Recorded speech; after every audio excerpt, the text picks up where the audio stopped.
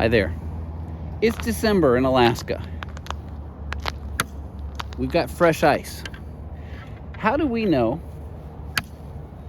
if the ice is safe? That's a really good question. Well, one of the things I know is this water around what I'm standing on right now is about 2 feet deep. So even if it did break, it wouldn't be a problem. Generally, just about everybody tells you, don't go out on the ice unless you know it's safe. That's really good advice unless you happen to be in Alaska and there's nobody around you that could tell. So, and I'm a guy that was born and raised in Florida that now lives up here year round, and I am scared of this stuff. I almost lost a daughter in a hole in ice. I've also walked across lakes on ice when I was several inches deep in water on top of the ice. Possibly not the right thing to do.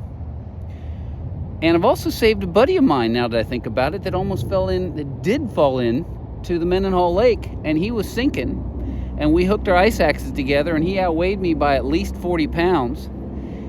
And I pulled him out of that water just as quick as could be. I seriously suspect he could have died without my being there. I'm not trying to brag on this. This is part of the aspect of living in Alaska, that the best way to get old in Alaska is to start that way.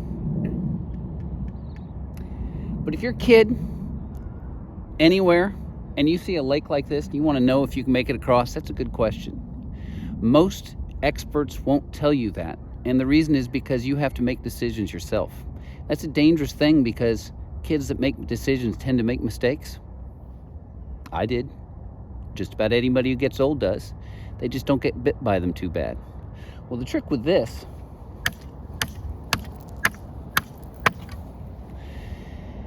how do you get to have familiarization with this ice? That's a tough one. I've cut a bunch of holes in ice just because I don't know. But I don't really trust other people just because they've been out there. There's nobody on the lake that I can see right now. But I just dug a hole through this ice today. I cheated. When you get old, you can do that.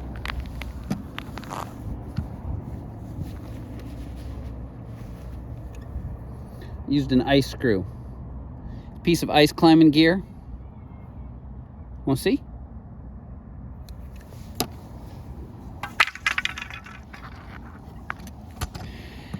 I don't trust ice. I just don't.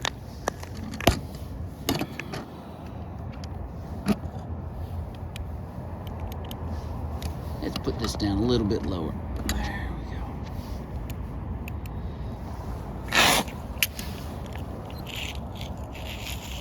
I don't trust it. I don't know how thick it needs to be. But this ice, I know how thick it is, and it's thicker than I need, but not by much. Because it's not the thick spots you worry about, it's the thin ones.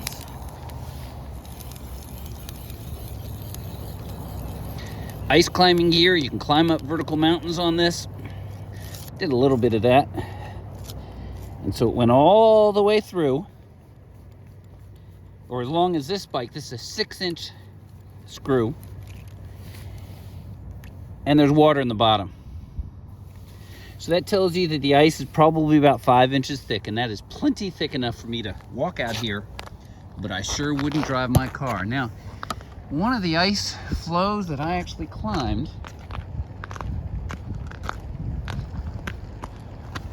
boy, it's hard to see. That smear of ice right up there. It forms up this time of year, pretty easy to get to. It doesn't last forever. This is one of the things with Juneau compared to places like Fairbanks. It does not stay cold. Yeah. So 5 inches of ice says I trust going out here. Without that screw, I'd be pounded on that quite a bit. Oh, and this is kind of fun. Let me see if I can do this. Oh, I gotta back you out.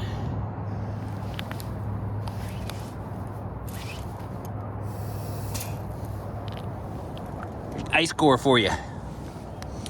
Without this screw, I would be very leery about being out here. But people have been ice skating out here for a couple days now. You can see right through the ice. You can see it's kind of thick. You see all the cracks that are in here. Cracks doesn't make the ice weak. thickness is what matters. And it's very solid right now. This is one of my big tools for Alaska.